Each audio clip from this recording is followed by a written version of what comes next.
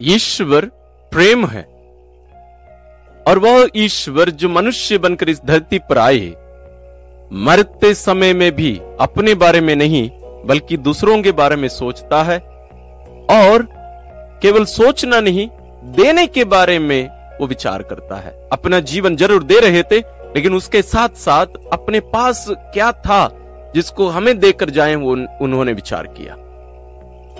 और उनके बिना हम प्रभु यीशु के भाई बहन नहीं बन सकते। जी हां, प्रभु यीशु जाते जाते हमें मां मरियम को देखकर हमारे साथ एक संबंध जोड़ कर गए। आज पुण्य शुक्रवार के दिन, गुड फ्राइडे के दिन, हम प्रभु यीशु की मृत्यु के बारे में मनन करने के साथ साथ इस महान वरदान के बारे में भी मनन करेंगे। साथ ही प्रभु यीशु के भाई बहन ईश्वर की संतान बनने के बारे में हम इस साधना में मनन करेंगे। यदि आप भी प्रभु यीशु के इस बलिदान और हमारे क्रिस्तीय जीवन में मां मरियम के योगदान और महत्व को आप गहरे रूप से जानना चाहते हैं, तो आप भी आज की साधना में पूर्ण रूप से भाग लीजिए। आइए हम अपने आप को तैयार कर लें। आप अपना पवित्र बाइबल, अपनी डायरी, पेन पेंसिल ले लीजिए और अपना निर्धारित स्थान आइए बैठ जाइए। अपनी आंखें बंद करिए, अपने आप को ईश्वर की उपस्थिति में रखिए। ईश्वर जो सदा हर जगह उपस्थित है, उनकी उपस्थिति में हम अपने आप को रखें। आइए हम शुरू करें। पिता और पुत्र और पवित्र आत्मा के नाम पर आमीन। हे परम पावन दयालु पिता, हम तेरी स्तुति और आराधना करते हैं, तेरी महिमा गाते हैं, तेरा जय जयकार करते हैं। प्यारे पिताजी, आज के सुंदर दिन के लिए, तेरे पुत्र की मृत्यु का दिन, तेरे प्रेम का प्रमाण जो हमें अपने पुत्र की मृत्यु के द्वारा तूने हमें दिया, वह दिन तू हमें पुनः एकत्रित करके अपने प्रेम हम पर प्रकट करने के लिए तो हमें बुलाया है। इस महान वरदान के लिए तुझे धन्यवाद देते हुए आज की साधना को प्यारे पिता तेरे चरणों में रखते हैं। हम सफलता पूर्वक पूर्ण रूप से अपना ध्यान तुझ पर लगाते हुए, तेरे वचनों पर ध्यान देकर तेरी शिक्षा प्राप्त करके पूर्ण जीवन प्राप्त करने, अनुभव करने की शक्ति, सामर्थ्य, कृपा हमें प्रदान कर। हे पवित्र आत्मा ईश्वर, तू हमारे साथ रहता है, हमारे शरीर में निवास करता है, तुझे धन्यवाद देते हैं। हम प्रभु यीशु की शिक्षा पूर्ण रूप से सुन सकें, समझ सकें, आत्मसार कर सकें, उसके अनुसार जीवन यापन कर सकें। हे प्रभु यीशु क्रिस्त, तूने अपने संपूर्ण जीवन को हमारे लिए उड़ेल दिया, खाली कर दिया, हमें दे दिया, और यहां तक अपने जीवन को देने के बाद अपनी मां को भी हमारी मां के रूप में दे दिया। हमें उनकी संतान के रूप में हमें तूने अपना लिया। हे प्रभु यीशु, आज की साधना को आपके चरणों में हम रखकर तुझसे विनती करते हैं, हमें कृपा दे कि हम तेरे इस असीम प्रेम को, तेरे क्रूस बलिदान को हम पूर्ण रूप से अनुभव कर सकें, और साथ ही हमारे जीवन में तेरी मां मरियम के महत्व को भी समझ सके। एक हमारी प्यारी मां मरियम हमारा साथ दे, हमारा साथ रह, हमें संभाल, ताकि हम भी तेरे समान प्रभु यीशु के क्रूस के नीचे खड़े रहकर जैसे तूने उनका साथ दिया, उसी प्रकार हम भी अपने जीवन द्वारा प्रभु का साथ दे सके। हे सभी संतों, स्वर्गदूतों, हमारा साथ दीजिए, हमारे लिए प्रार्थना करिए। हम ये प्रार्थना करते हैं अपने प्रभु क्रिस्त के द्वारा, आमीन। आज की साधना के लिए जो पाठ हम लिए हैं वो है संत योहन रचित सुसमाचार अध्याय 19 पद संख्या 17 से 30। The gospel according to saint John chapter 19 verses from 17 to 30। वे ईसा को ले गए और वह अपना क्रूस ढोते हुए खोपड़ी की जगह नामक स्थान गए। इब्रानी में उसका नाम गोलगोथा है। वहां उन्होंने ईसा को और उनके साथ और 2 व्यक्तियों को क्रूस पर चढ़ाया, एक को इस ओर, दूसरे को उस ओर, और बीच में ईसा को। पिलातुस ने एक दोष पत्र भी लिखवाकर क्रूस पर लगवा दिया। वह इस प्रकार था, ईसा नाजरी यहूदियों का राजा। बहुत से यहूदियों ने यह दोष पत्र पढ़ा, क्योंकि वह स्थान जहां ईसा क्रूस पर चढ़ाए गए थे शहर के पास ही था, और दोष पत्र इब्रानी लातीनी और यूनानी भाषा में लिखा हुआ था। इसलिए यहूदियों के महायाजकों ने पिलातुस से कहा, आप यह नहीं लिखिए यहूदियों का राजा, बल्कि इसने कहा कि मैं यहूदियों का राजा हूं। पिलातुस ने उत्तर दिया, मैंने जो लिख दिया सो लिख दिया। ईसा को क्रूस पर चढ़ाने के बाद सैनिकों ने उनके कपड़े ले लिए और कुर्ते के सिवा उन कपड़ों के 4 भाग कर दिए, हर सैनिक के लिए एक एक भाग। उस कुर्ते में सीवन नहीं था, वह ऊपर से नीचे तक पूरा का पूरा बुना हुआ था। उन्होंने आपस में कहा, हम इससे नहीं फाड़ें, चिट्ठी डालकर देख लें कि यह किसे मिलता है। यह इसलिए हुआ कि धर्म ग्रंथ का यह कथन पूरा हो जाए, उन्होंने मेरे कपड़े आपस में बांट लिए और मेरे वस्त्र पर चिट्ठी डाली। सैनिकों ने ऐसा ही किया। ईसा की माता, उसकी बहन, क्लोपस की पत्नी मरियम और मरियम मगदलेना उनके क्रूस के पास खड़ी थीं। ईसा ने अपनी माता को और उनके पास अपने उस शिष्य को जिससे वह प्यार करते थे देखा। उन्होंने अपनी माता से कहा, भद्रे, यह आपका पुत्र है। इसके बाद उन्होंने उस शिष्य से कहा, यह तुम्हारी माता है। उस समय से उस शिष्य ने उससे अपने यहां आश्रय दिया। तब ईसा ने यह जानकर कि अब सब कुछ पूरा हो चुका है, धर्म ग्रंथ का लेख पूरा करने के उद्देश्य से कहा, मैं प्यासा हूं। वहां खट्टी अंगूरी से भरा एक पात्र रखा हुआ था। लोगों ने उसमें एक पनसोखता डुबाया और उसे जूफे की डंडी पर रखकर ईसा के मुख से लगा दिया।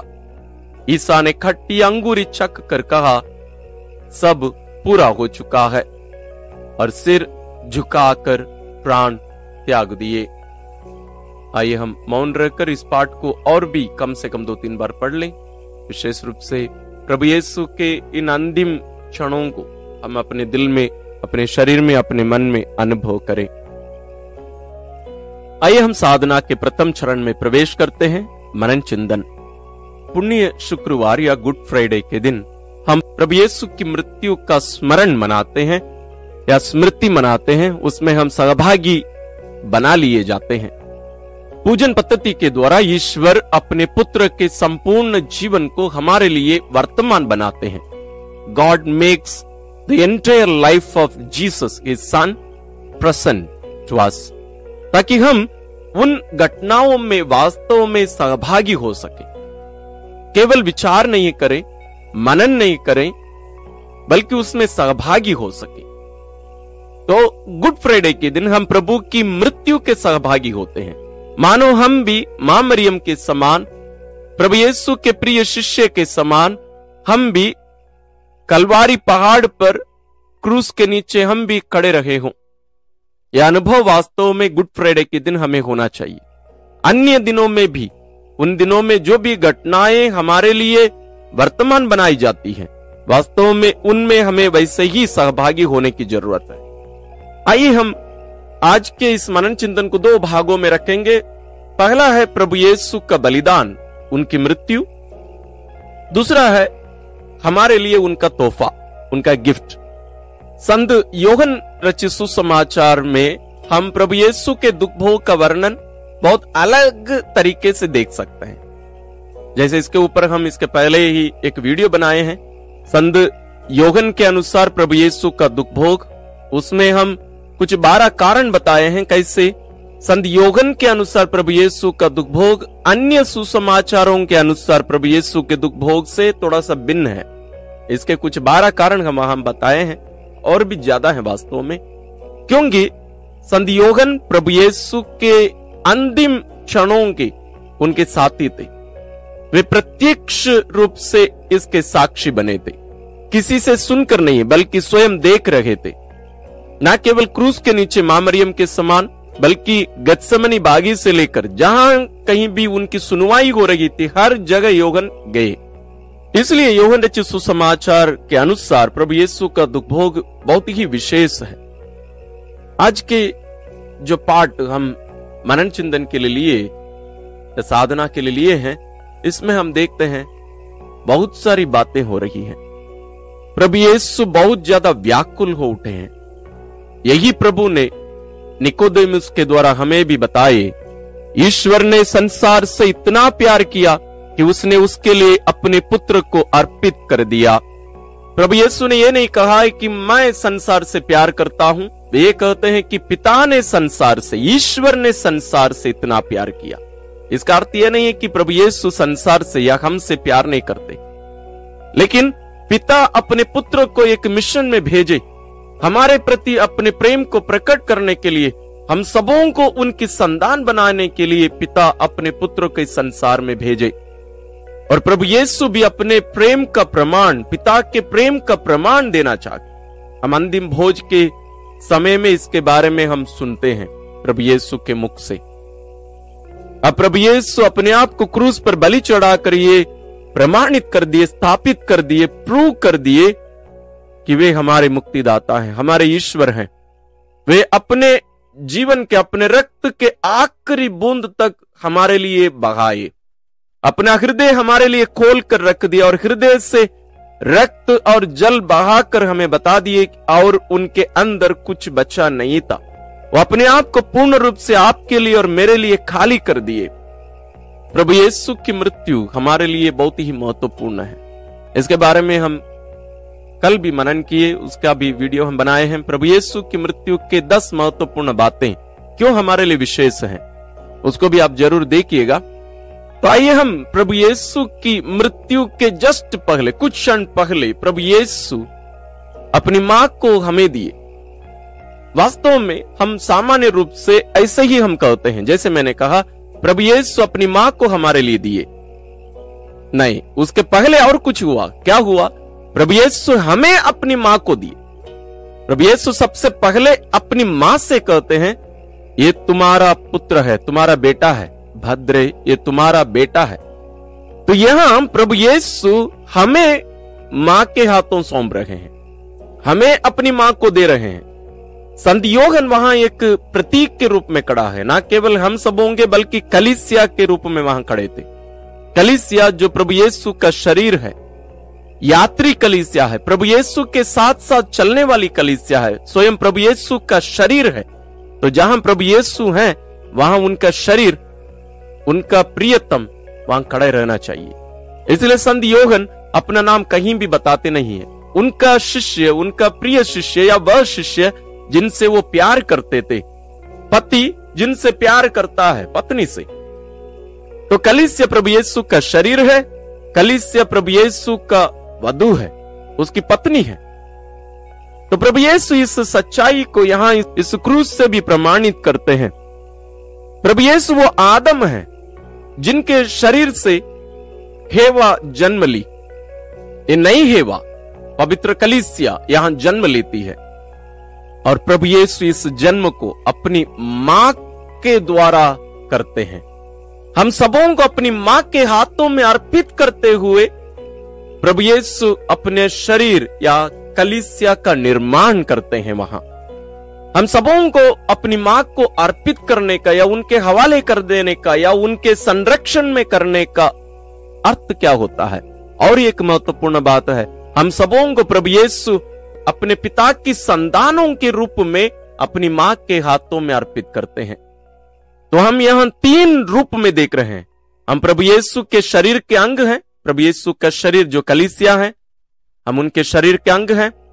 कलीसिया प्रभु यीशु की पत्नी है और हम सभी प्रभु यीशु के भाई बहन हैं। हम सभी पिता ईश्वर की संतान हैं। ये सब रहस्य यहां एक दूसरे से जुड़े हैं। हम एक दूसरे से इन सबको अलग नहीं कर सकते हैं, सब एक दूसरे से जुड़े हैं। प्रभु यीशु अपनी इस मृत्यु के द्वारा हम सबों को छुड़ाते हैं, मृत्यु के बंधनों से, पाप के बंधनों से, शैतान के चंगुल से हमें छुड़ाकर हमें ईश्वरीय परिवार में सम्मिलित करने के प्रथम कदम यहां रखते हैं। हमें अपनी मां के हवाले करते हैं। हम सीधा सीधा स्वर्ग नहीं जा सकते, हमारा रूपांतरण होना है। इसलिए संत पौलुस रोमियो के नाम अपना पत्र अध्याय 8 पद संख्या 29 में लिखते हैं कि पिता हम सबों को अपने पुत्र के प्रतिरूप बना रहे हैं, हमें रूपांतरित कर रहे हैं। इसका परिणाम क्या है? हम सभी प्रभु यीशु के समान दिखेंगे, हम सभी प्रभु यीशु के समान बनाए जा रहे हैं। क्यों बनाए जा रहे हैं? ताकि इसके द्वारा हम सभी ईश्वरीय परिवार में सम्मिलित कर दिए जाएं। यही प्रभु यीशु के मिशन का उद्देश्य था। मरना केवल नहीं था, बल्कि हम सबों को ईश्वरीय परिवार में सम्मिलित करना है। इसलिए संत पौलुस आगे लिखते हैं, इस प्रकार वह यानी प्रभु यीशु ईश्वरीय परिवार के पहलौटे, बहुत सारे भाइयों के पहलौटे बन जाए। प्रभु यीशु क्रिस्त हमारे पहलौटे भाई हैं, हमारे बड़े भाई हैं। अधिकांश लोग, हम माता पिता भी बच्चों को सिखाते हैं, प्रभु यीशु के प्रतिमा को या चित्र को या मूर्ति को कुछ भी हम दिखाकर बोलते हैं यीशु पापा है। प्रभु यीशु हमारे पापा नहीं है, हमारे पिताजी नहीं है, वो हमारे बड़े भाई हैं। प्रभु यीशु के पिता हमारे पिता हैं। इसलिए प्रभु यीशु हमें अपनी मां के हवाले करते हैं, अपनी मां के हाथों में हमें सौंपते हुए कहते हैं, मां मेरे इन भाई बहनों को भी मेरे समान बनाना। लेकिन हम बहुत सारे लोग इस सच्चाई को समझ नहीं पाते। हम सोचते हैं कि मां मरियम के प्रति हमारा जो मनोभाव है केवल एक भक्ति है, नहीं है, एक संबंध है, एक रिश्ता है। इसलिए संत मैक्सिमिलियन कोल्बे ने कहा, यदि आप मां मरियम को अपनी मां के रूप में स्वीकार नहीं करना चाहते हैं, यदि कोई भी मां मरियम को अपनी मां के रूप में स्वीकार नहीं करना चाहता है, वह प्रभु यीशु को अपने भाई के रूप में नहीं पा सकेगा। यदि हम मुक्ति पाना चाहते हैं, यदि हम ईश्वरीय परिवार में सम्मिलित होना चाहते हैं, यदि हम प्रभु यीशु को अपने भाई के रूप में या हम सभी उनके भाई के रूप में बनकर जीना चाहते हैं, स्वर्ग जाना चाहते हैं, तो हमें मां मरियम को हमारी मां के रूप में स्वीकार करना है, अपनाना है। क्योंकि प्रभु यीशु स्वयं इसको करके दिखाए। प्रभु यीशु स्वयं उस मरियम का बेटा है, उनका शरीर मरियम का शरीर है, उनका रक्त मरियम का रक्त है। तो हम सभी को भी प्रभु यीशु के भाई बहन बनना है, तो हमें भी मां मरियम की संतान बनना पड़ेगा।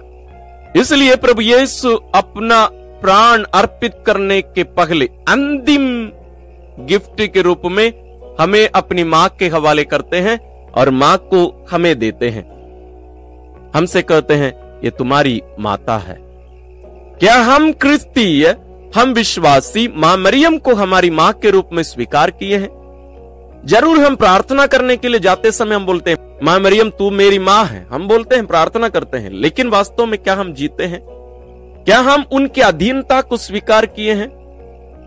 हम संत लूकास रचित सुसमाचार में देखते हैं, 12 वर्ष का प्रभु यीशु जो मंदिर में 3 दिनों के बाद में पाए जाते हैं माता पिता के द्वारा, संत लूकास आगे लिखते हैं, वे घर लौटकर अपने माता पिता के अधीन रहे। ईश्वर मां मरियम के अधीन रहे। लेकिन क्या हम मनुष्य उस मां के जो ईश्वर की मां है उनके अधीन रहते हैं या रहने के लिए तैयार हैं? आज प्रभु यीशु अपनी मृत्यु के यह दिन, जिस दिन हमें अपनी मां के हाथों में दिए और अपनी मां को हमारे हवाले किए, उस दिन आज पुनः हमें याद दिला रहे हैं इस संबंध को। आइए हम मां मरियम से कुछ बातें सुने। मां मरियम कहती है, बेटा मैं ईश्वर की मां अपने आप को नहीं बनाई, ये ईश्वर का वरदान था, उनका चुनाव था, उन्होंने मुझे ये वरदान दिया। मैं कैसे ऐसे कल्पना कर सकती थी? मैं उनकी सारी सृष्टि के सबसे नम्र, सबसे छोटी एक स्त्री हूं, मैं घास हूं। लेकिन ईश्वर अपनी कृपा से, अपनी प्रेरणा से, अपनी इच्छा से मुझे यह मिशन दिए, मुझे अपने पुत्र की मां बनाए। और उसी प्रकार मैं भी तुम्हारी मां बनने के लिए मैं नहीं चुनी हूं, बल्कि यह भी कार्य स्वयं ईश्वर मुझे दिए। मैं स्वयं ईश्वर की मां के रूप में उनके संपूर्ण जीवन में उनके साथ रही, उनकी मृत्यु के समय में भी, उनके दुख भोग की उस यात्रा में भी उनके साथ चली। उस दुख में भी एक आनंद था, ईश्वर का आनंद मेरे हृदय को भरता गया। और अब मरने के थोड़ी देर पहले तुम्हें मेरे हाथों में देकर मेरे पुत्र ने मुझसे कहा, यह तुम्हारा बेटा है। यह तुम्हारी बेटी है। यह जिम्मेदारी उन्होंने मुझे सौंपा है। मैं अपने से नहीं चुनी हूं।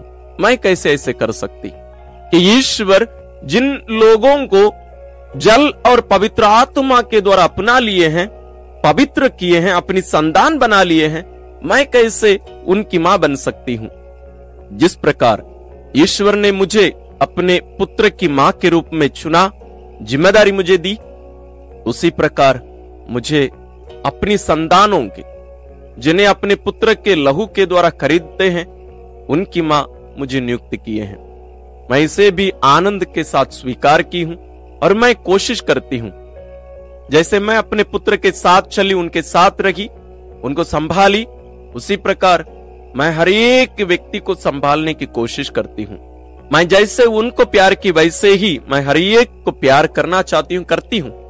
लेकिन फर्क यह है, मेरा बेटा, पगलौटा बेटा, मेरा ईश्वर प्रभु यीशु मेरे अधीन रहकर मेरी बातों को मान लेते थे, लेकिन उनके भाई बहन, तुम मेरी संतान सब मेरी बातों को नहीं मानते, मेरी अधीनता स्वीकार नहीं करते, मेरे अधीन रहने से इनकार करते। मैं इसलिए बहुत बार दुखी होती। आइए हम इन महान रहस्यों को अपने दिल में संजोए रखकर, हमारे मन में भी जो बातें उमड़ रही हैं, उन सबको हम प्रभु यीशु क्रिस्त और मां मरियम पर प्रकट करें। आइए हम साधना के दूसरे चरण में प्रवेश करते हैं। मां, तू मुझे कैसे संभालती है, कैसे मेरा मार्गदर्शन करती है। मैं ना तो तुझे देख पाता हूं, ना तेरी आवाज सुन पाता हूं, लेकिन मैं जानता हूं पवित्र वचन के द्वारा कि तू ईश्वर के वफादार रही, उनकी इच्छा को पूर्ण रूप से जानी और उसके लिए अपने आप को पूर्ण रूप से अर्पित की। मां, लेकिन तूने ऐसे कैसे किया? तू अपने जीवन के द्वारा ही मुझे सिखाती है। मां, मैं बहुत बार तेरी आवाज सुनने की कोशिश करता था, लेकिन आज तू मुझे बताती है, बेटा मैं बहुत कम बोलती हूं, बल्कि मैं अपने जीवन के द्वारा बोलना पसंद करती हूं। मां, तूने अपने पुत्र के साथ चला, यहां तक उनके दुख की उस अंतिम यात्रा में, क्रूस यात्रा में तू उनके साथ रही और क्रूस के नीचे खड़ी रही। तू डरकर भागी नहीं, बल्कि दृढ़ता के साथ, दृढ़ विश्वास के साथ तू वहां खड़ी रही। लेकिन मां, मैं मेरे जीवन में जब दुख आते हैं, प्रभु के कारण हो या अन्य रूप में हो, मैं भाग निकलता हूं, मैं भाग जाता हूं अन्य शिष्यों के समान। मां, मुझे भी ईश्वर की इच्छा पूर्ण रूप से स्वीकार करने, अपनाने और उसके लिए जीने की कृपा ईश्वर से मुझे दिला, और मुझे भी मार्गदर्शन दे कि मैं तेरे पद चिन्हों पर चल सकूं। मैं भी पवित्र क्रूस को अपनाते हुए क्रूस के पद चिन्हों पर, प्रभु यीशु के पद चिन्हों पर चल सकूं। आइए प्रिय भाई और बहनों, हम भी अपनी प्रार्थनाओं को, हमारी बातों को मां मरियम पर प्रकट करें। हम साधना के तीसरे चरण में प्रवेश करते हैं। हे प्रभु यीशु, कुछ भी तेरे नजर से, तेरी इच्छा से दूर नहीं जा सकती। तेरे अधीन में ही सब कुछ है, तेरे ऊपर कुछ भी नहीं है। तू ईश्वर है, तू ही प्रभु है और तू ही मेरा प्रभु भी है। प्रभु, मेरा विश्वास बढ़ा।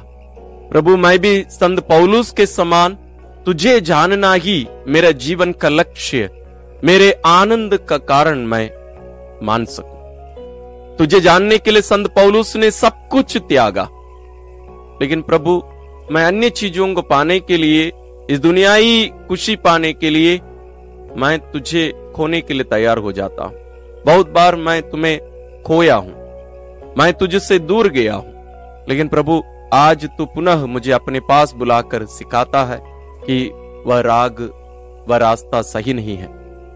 प्रभु, जैसे तेरी मां तेरी इच्छा अनुसार जी, मुझे भी कृपा दे कि मैं भी तेरी मां के पद चिन्हों पर चल सकूं, ताकि मैं तेरे समान बनकर स्वर्ग राज्य में तेरे साथ मैं भी जीवित रह सकूं। प्रिय भाई और बहनों, आइए आप भी अपने मन में जो भी भावनाएं, प्रार्थनाएं उमड़ रही हैं, उन सबको प्रभु पर प्रकट करिए। हम साधना के चौथे चरण में प्रवेश करते हैं, संकल्प या निर्णय लेना।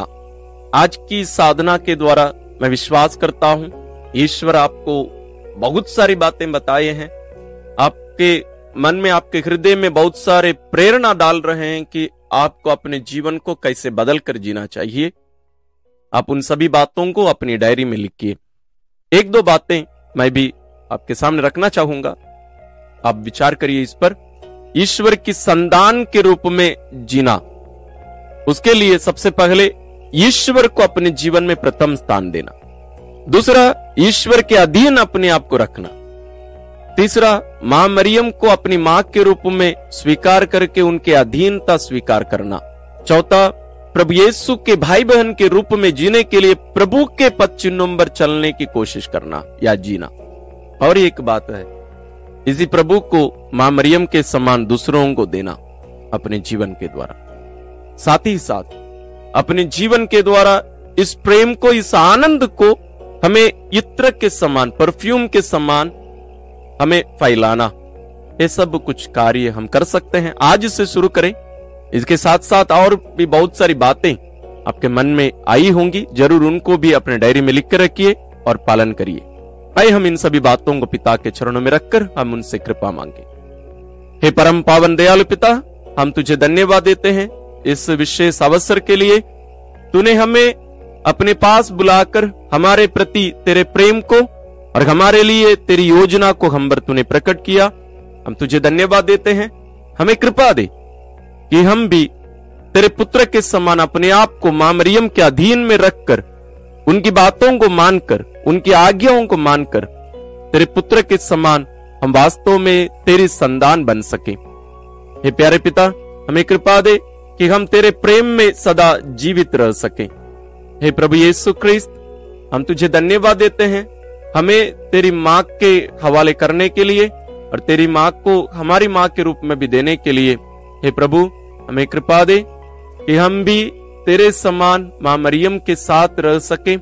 हम भी तुझे अपना बड़े भैया मानकर तेरे समान बनने के लिए अपने आप को अर्पित करने की कृपा हमें प्रदान कर। हे प्रभु जी, हम तेरी उपस्थिति बनकर तेरे बदले में तेरे लिए इस दुनिया में जीने की कृपा हमें प्रदान कर।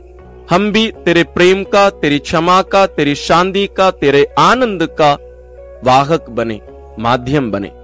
एक हमारी प्यारी मां मरियम, हम तुझसे माफी मांगते हैं उन सभी क्षणों के लिए जब हम तुझे यूज किए, उपयोग किए हमारी इच्छा के लिए। केवल हम अपनी इच्छा तेरे ऊपर तोप कर हमने तुमसे कहा मेरे लिए प्रार्थना कर। हमने कभी भी तुझे अपनी मां का अधिकार नहीं दिया और तेरे अधीनता को स्वीकार करके हम तेरी बातों को मानकर हम आज्ञाकारी पुत्र या पुत्री हम नहीं रहे। उन क्षणों के लिए हम माफी मांगते हैं। मां, हमारे लिए पिता से प्रार्थना करते रह, ईश्वर से कृपा दिला कि हम तेरे पुत्र प्रभु यीशु के समान तेरे अधीन रह सके, ताकि तेरे द्वारा हम भी प्रभु यीशु के समान बनाए जा सके। ये सभी संतों, स्वर्गदूतों, हमारे लिए प्रार्थना करिए, हमारे साथ रहिए। हम ये प्रार्थना करते हैं अपने प्रभु क्रिस्त के द्वारा, आमीन। प्रिय भाइयों और बहनों, प्रभु यीशु के क्रूस के मार्ग पर चलकर, मां मरियम के साथ चलकर आनंद और जीवन और क्षमा के इस पथ पर चलते हुए हम प्रभु यीशु के समान बनते जाए। ईश्वर आप सबों को विशेष आशीष और अनुग्रह प्रदान करें।